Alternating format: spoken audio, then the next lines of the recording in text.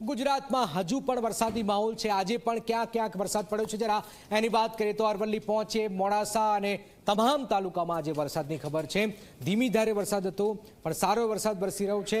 અરવલ્લીમાં સતત વરસાદી માહોલ છે। 4 દિવસથી વરસાદી માહોલ છે। મોડાસા અને આજુબાજુના વિસ્તારોમાં સારો એવો વરસાદ છે। મોડાસા, ભિલોડા, બાયડમાં પણ વરસાદની ખબર છે।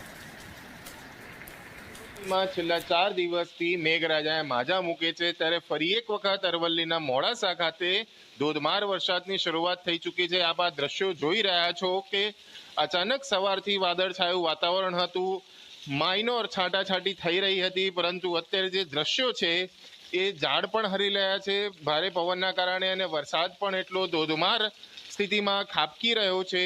પરંતુ હવે એ જોવું રહ્યું કે છેલ્લા વરસાદની અંદર 4 દિવસના વરસાદની અંદર પાલિકા સહિત તંત્રની પોલ ખુલી હતી, પરંતુ પાલિકા કેટલું શીખ્યું છે અને કેટલું અમલ કરશે તે જોવું રહ્યું।